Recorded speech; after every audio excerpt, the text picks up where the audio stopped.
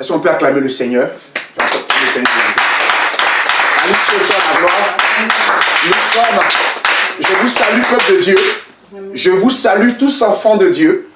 Je salue tous ceux qui sont mariés dans le Seigneur. Amen. Et qui traversent des moments difficiles.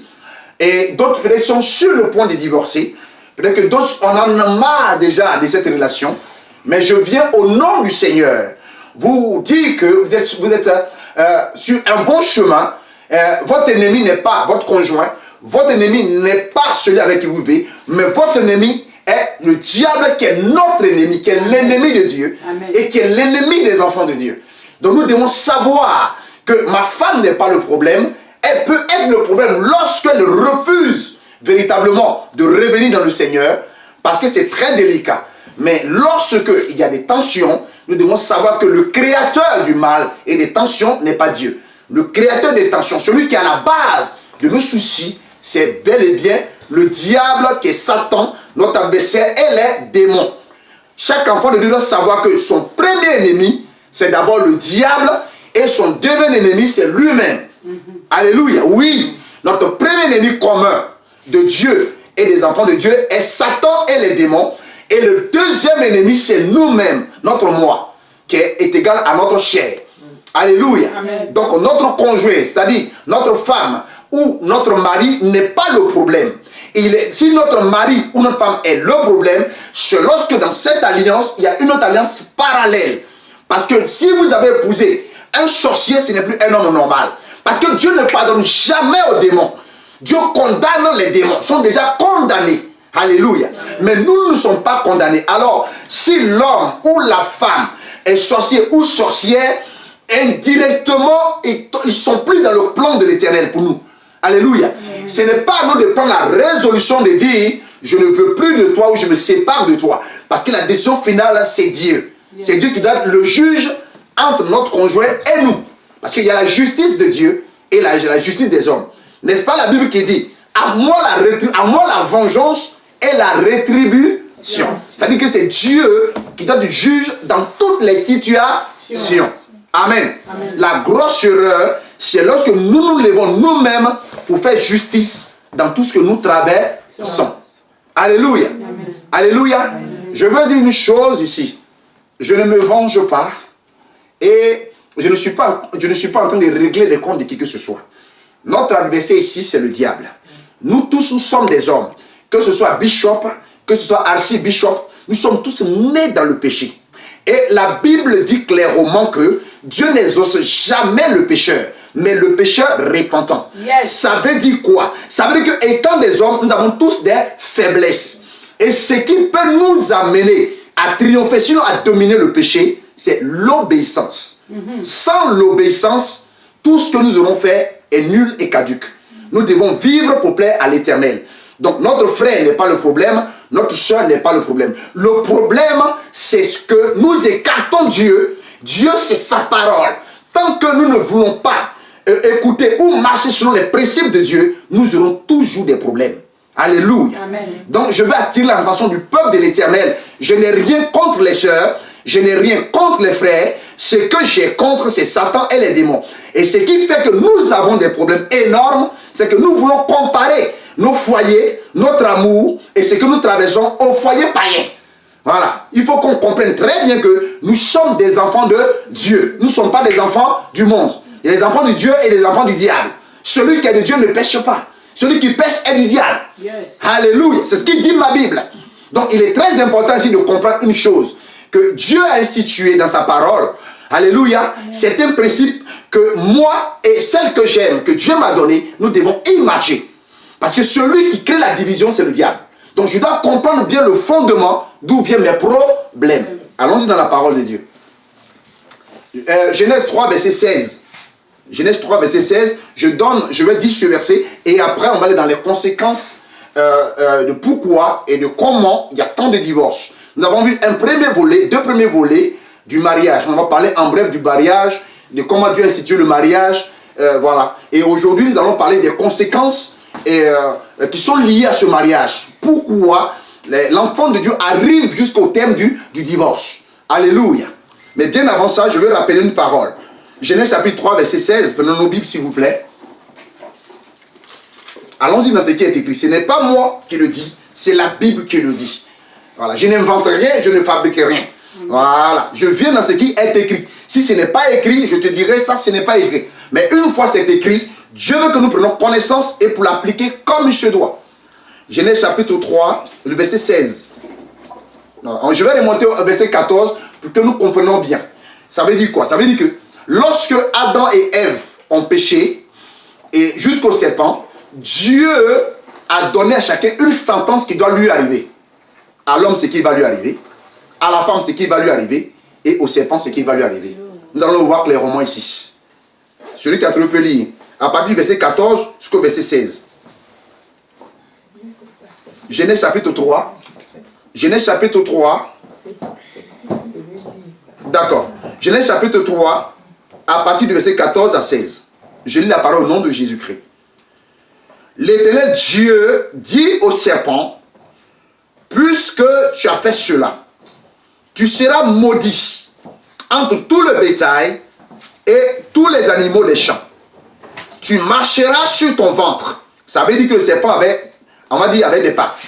Tu marcheras sur ton ventre, tu en mangeras la poussière tous les jours de ta vie. Nous sommes faits de quoi? Nous sommes faits de poussière. Donc ça veut dire que le serpent mangera la poussière, la chair humaine. Verset 15. Je mettrai inimitié entre toi et la femme, entre ta prospérité et sa prospérité. Celle-ci t'écrasera la tête et tu lui blesseras le talon. Nous voyons qu'il y a une guerre qui est déclarée entre nous et le serpent. Il dit à la femme ici, le serpent symbolise maintenant le diable. Voilà. Il dit à la femme, vous voyez, là Dieu vient de prononcer la sentence qui va arriver au serpent. Maintenant Dieu va prononcer la sentence qui va arriver à la femme. Dieu dit ceci, et il dit à la femme, je commenterai la souffrance de tes grossesses. Tu enfanteras avec douleur et tes désirs se porteront vers ton mari.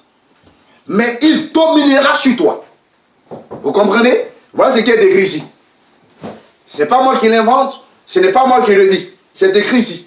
Que ton mari, non seulement les femmes vont accoucher avec douleur, leurs désirs vont se porter vers leur mari, et leurs maris domineront sur eux. C'est écrit noir sur blanc ici. Alléluia. Amen. Je ne m'évangé de personne, je ne me plains de personne, mais avec humilité et comprenons ce que Dieu dit. C'est vrai que la vérité fait mal, mais c'est elle qui nous délivre. La Bible dit que la vérité nous affranchira. Yes. Alléluia. Amen. Il n'a pas dit qu'une philosophie ou un raisonnement humain va nous affranchir, ou le sage va nous affranchir. Il dit la parole de Dieu va nous affranchir. Alléluia. Amen. Voilà, donc c'est pour étayer que le chef établi est bel et bien l'homme. Amen, amen, amen. Je vais répondre à la question de notre soeur, l'une de nos soeurs que j'étais son nom ici, qui m'a posé cette question. Permettez-moi de prendre mon portable et de dire à la lettre sa question. Alléluia. Amen. Allons-y dans la parole de Dieu. Je vais aller dans la question. Alors, la question est ceci. Elle dit, un homme de 60 ans a ses 3 épouses. Ça veut dire qu'il les a mariées. Qui ont chacune des enfants. Ça veut dire que les 3 femmes ont des enfants. Un jour, il accepte Jésus avec ses 3 épouses. C'est-à-dire l'homme, le mari, accepte Jésus ainsi que les 3 épouses. Doit-il divorcer? Question. La question c'est, cet homme doit-il divorcer de ses 3 épouses? Voici une remarque qui m'a été faite par quelqu'un qui a suivi la vidéo. Je m'arrête là avec le déni. La question c'est, doit-il divorcer? Il ne peut pas divorcer. Il peut divorcer que deux de ses femmes. Mais il ne peut pas lui-même décider en lui-même de dire, vous 2, je ne vous épouse plus. Puisque les 3 ont accepté maintenant le Seigneur Jésus-Christ, que le Seigneur Jésus-Christ lui-même définit qui est sa femme. Oui, les 3 vont dans la prière, s'ils ont leur pasteur, ils prennent des moments devant le Seigneur pour que Dieu parle, pour que Dieu dise effectivement qui est son épouse. Ah oui, cet esprit lui-même va dire. Pourquoi? Lorsque Dieu a fait la promesse à Abraham, le fils de l'enfant prodigue, lorsqu'il a fait la promesse plutôt, l'enfant de la promesse, autant pour moi, l'enfant de la promesse, lorsqu'il a écouté sa femme lui a demandé de prendre Agar et d'avoir un enfant avec Agar. Lorsqu'il a eu l'enfant avec Agar, n'est-ce pas que Dieu a demandé à Abraham de chasser Agar et son enfant dans le désert? Parce que ce n'est pas cet enfant qui lui a promis. Alléluia. Et de rester à l'enfant de la promesse. Il a dit, cet enfant ne va pas hériter avec cet enfant que moi, Dieu, je ne t'ai pas donné. Enfant de la chair, selon le conseil de ta femme. D'accord. Mais moi, ce n'est pas ce que moi je t'ai dit. Donc, Dieu demande de chasser Agar. Agar est son enfant dans le désert. Là, il n'y a pas qui, humainement parlant, on va dire que c'est difficile. Humainement parlant, c'est un choix qui est très difficile. Mais il a écouté Dieu. Il a obéi à Dieu. Dans le cas de cet homme de 60 ans, qui a ses 3 épouses, les 3 ont accepté le Seigneur, il ne peut pas de lui-même chasser les 2 femmes pour prendre une. Il faut que Dieu définisse par l'Esprit de Dieu, dans la prière les 3, puisque les 3 ont accepté le Seigneur, de définir. Et même quand ça sera fait, il faut qu'il prie pour que Dieu console les 2 autres. La Bible dit clairement, l'homme quittera son père et sa mère et s'attachera à sa femme. Dieu n'a jamais dit à s'attacher à ses femmes. Non, à sa femme. Bibliquement parlant, il a 2 autres qui ne sont pas ses femmes. Maintenant, Dieu, qui sait qui est sa cote, dans la prière, s'ils ont l'homme de Dieu avec qui ils sont, il doit prendre un moment pour que Dieu lui-même choisisse sa femme. Alléluia. Amen. Voilà. Pas que lui-même s'il est pour dire, comme tu es la première, ou comme toi je t'aime, vous les 2 autres partez. Parce que la justice de l'homme n'est que vanité. La justice de l'homme n'est pas la justice de Dieu. Nos voix ne sont pas les voix de Dieu. Nos pensées ne sont pas les pensées du Seigneur. Il n'y a que Dieu seul qui est habilité à trancher dans ce cas, par son esprit. Alléluia. Et j'ai dit une chose. J'ai dit, il y a le choix de l'homme et il y a le choix de Dieu. Le choix de l'homme, c'est quand tu regardes le frère ou la sœur que tu désires toi-même, sans consulter le Seigneur, ou que tu dis à Dieu, quel que soit ce qu'il est, je veux que tu me donnes. Souvent, le Seigneur ne veut pas. Parce que Dieu vous connaît plus tard ce qui va nous arriver. Mais nous nous entêtons. Et comme nous nous entêtons, souvent le Seigneur lâche et nous remet le frère ou la sœur. Les conséquences sont dramatiques plus tard. Et plus tard, on se lève pour dire à Dieu, nous ne voulons plus. Donc du coup, à qui la faute? La faute, ce n'est plus Dieu, la faute, c'est nous. Or, quand Dieu a disposé les choses dans le monde spirituel, pour disposer le frère ou la sœur dans la patience et dans la prière, Dieu nous ramène sa promesse. Alléluia. Mais le plus souvent, beaucoup d'enfants de Dieu, nous avons fait beaucoup de mauvais choix. Nous tous, nous sommes trompés. Mais quand nous nous sommes trompés, nous ne pourrons pas de nous-mêmes nous séparer de nous-mêmes notre propre justice. Il faut que humblement, nous reconnaissons notre erreur, nous crions à Dieu pour nous faire justice. Et là, c'est là que nous voyons que c'est un peu plus difficile. C'est pourquoi Dieu nous interpelle ce soir, que lorsque moi-même je me lève pour faire un choix, je ne connais pas l'état d'âme de la personne. La personne peut être sorcière. C'est quand c'est un homme. La personne peut être une sorcière. Ah, un sorcier ou une sorcière ne peut pas plaire à Dieu. Donc ça veut dire, le diable nous ramène des personnes par notre émotion, par la manière dont nous souhaitons. Au finish, c'est nous qui avons les problèmes. Parce qu'un sorcier ou une sorcière ou un sataniste sont des personnes qui appartiennent au diable. Yes. Ces personnes n'appartiennent pas à Dieu. Yes. Or, si je fais un mauvais choix, ce mauvais choix peut influencer jusqu'à mes enfants, ma génération. Tu diras, oui, le Seigneur ne veut pas que mon enfant, par exemple, parte dans les boîtes de nuit. Il va dire, laisse mon enfant vivre. Laisse mon enfant vivre sa vie. Si c'est le mari, il va dire à sa femme, laisse notre enfant vivre sa vie. Si c'est la femme qui est sorcière, elle va dire, non, laisse notre enfant vivre sa vie. Pourquoi? Parce que le père de l'homme ou de la femme qui est sorcier ou sorcière, leur père est Satan lui-même. Donc, il va t'amener à sortir de la volonté de Dieu. Mais tel n'est pas pour toi. Est-ce que le même Dieu t'a dit, je connais les projets que j'ai fait pour toi? Projet de quoi? Projet de malheur? Il a dit projet de bonheur, afin de te donner l'espérance et un avenir. Yes. Mais pourquoi nous avons tant de problèmes? Parce que nous sommes pressés. Nous sommes pressés et plusieurs des enfants de Dieu, nous avons fait tous des mauvais choix. Et ces mauvais choix, nous refusons de les assumer. On accuse Dieu, on se fâche, on se plaint, on murmure, et pourtant Dieu nous avait prévenu. N'est-ce pas que dans la Bible, je ne sais pas quel est ce sacrificateur qui demandait à ce que tous les enfants de Dieu qui épousaient des femmes étrangères de les chasser. Pourquoi? Parce que leurs dieux ne sont pas notre Dieu. Vous comprenez? Si tu épouses une rosicrucienne ou un rosicrucien, son Dieu n'est pas ton Dieu. Si tu épouses quelqu'un qui a ses fétiches, qui danse, qui transpire, son Dieu n'est pas ton Dieu. Alléluia. Amen. Donc, je peux comprendre que quelqu'un peut faire une erreur ou des erreurs. Il faut être humble de reconnaître ses erreurs devant Dieu. Parce que la faute n'est pas Dieu. Alléluia. Amen. On fait semblant, non, ben non, on va continuer, on va vivre avec. Mais on se marie pour être malheureux ou pour être heureux. On se marie pour être heureux ou pour être malheureux. Question. On se marie pour être heureux. Yes. Le bonheur se construit.